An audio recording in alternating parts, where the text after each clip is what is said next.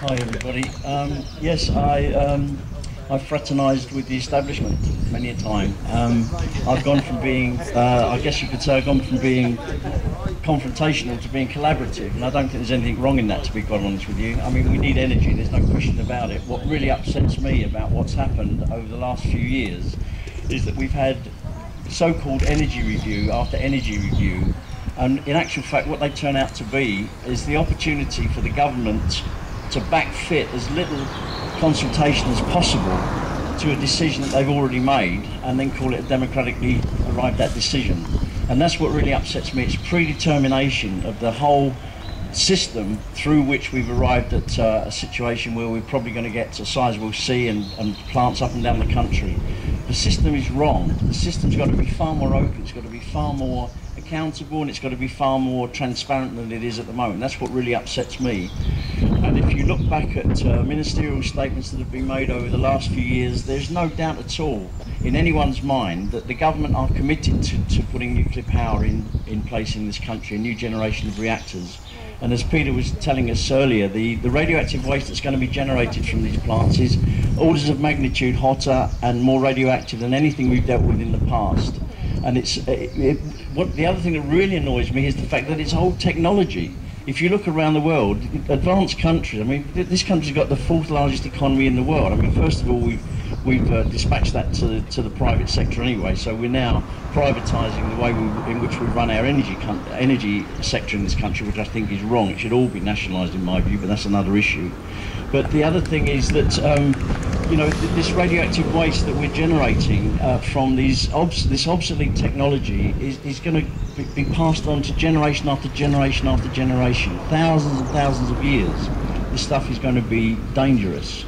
And the thing that really irks me is that if you look around the world, other countries are going micro-technology. They're looking at ways in which they can start putting efficiency in, because we've got to look at the demand side of the energy situation before we look at the supply side.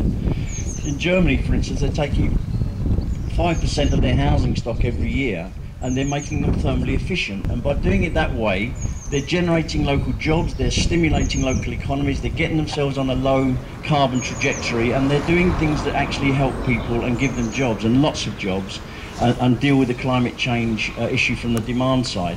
What we tend to do here is say, well, you know, we've got a problem, let's throw somebody else's money at it, and let's build another 10 gigawatt of nuclear power, 10 gigawatt of nuclear electricity. And you know, as Peter also said, it's not going to solve the climate change problem anyway. Even the Department of Energy and Climate Change accept the figure of 6% of net reduction from 10 gigawatts of new nuclear power.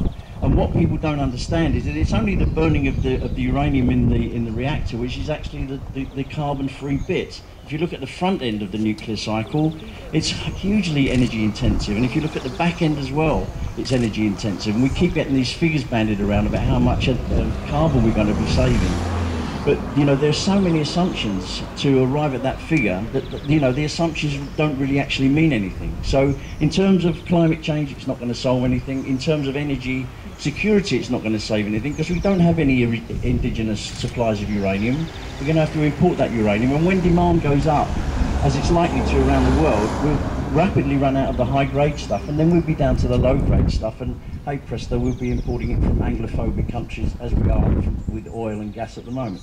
So there's no solution. The only solution really is to recognise that there is more energy falling per square metre on the Earth's surface than we can ever use. The technology to harness it is around. What we don't have is the political will or the money thrown at it to actually make it happen. And that's what we've got to do. We've got to start looking at decentralisation, we've got to start looking at energy efficiency and get away from gigantism like this. You know, we've had it in the past, we've got to bring the source of power to where it's going to be used, and not use this inefficient grid, inefficient conversion, get back to human scale energy, and I think that's the way to go. Thank you very much for your time.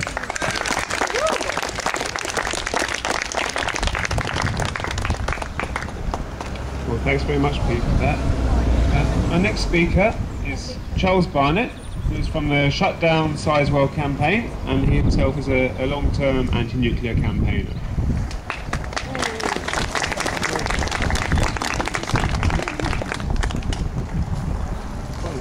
Everybody.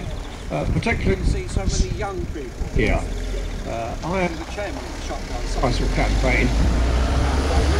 The little village of Dunwich. Can you hear me now? Yeah. Yes.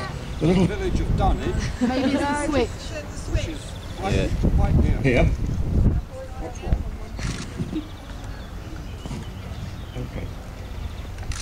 The little village of Dunwich, which is quite near here, in 1986, and in April of that year, as you know, Chernobyl went pop. Now, I'm a long-term anti-nuclear campaigner.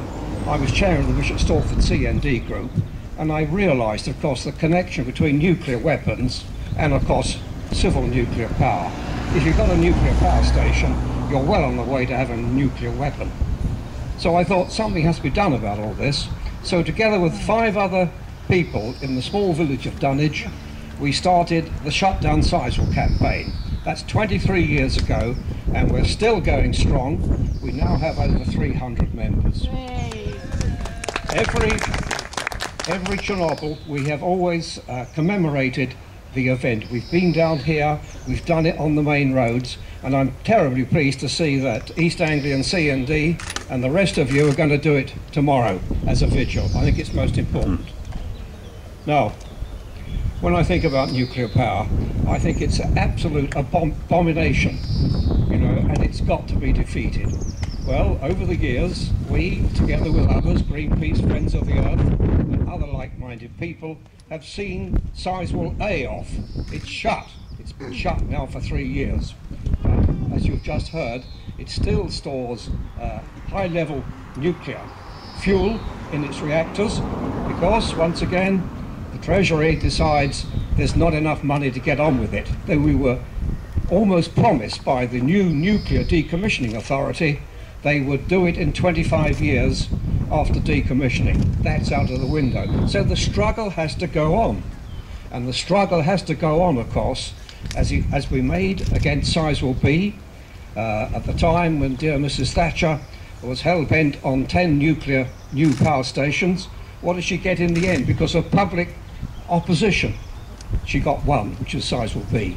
And so when you hear again there's another programme of 10, be very sceptical about it. My own feeling is that because of the ever-increasing cost of building nuclear power plants, for example, the prototype for Sizewell C and Sizewell D will be the, I think, the European pressurised reactor, 2 of which are being built in Europe, 1 in Finland and 1 in France. The one in Finland is already 3 years behind schedule, and one of the firms constructing it, Siemens, the German firm, have pulled out of it because they can't make any money. So there's more than one way of killing the cat. If one can show that the total cost of building new nuclear reactors, including the decommissioning costs, and, wait for it, the storage somewhere, where we don't know, of the highly toxic, highly radioactive nuclear wastes, which have to be guarded for 250,000 years plus. That's under the 10,000th generation of our own people. I mean, the thing we have to do, and we are doing this, and I'm sure you will be, is to point this terrible state of affairs out to people.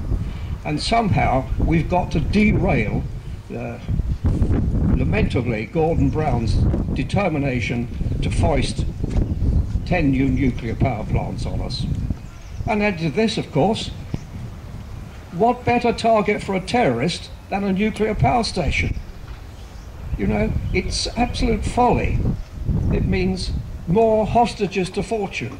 So our role, and I hope yours will be, is to educate the public and everybody that you know, including even our MP, the Right Honourable John Gummer, who turns out to be a nucleophile. He was in disguise, but he's come out now.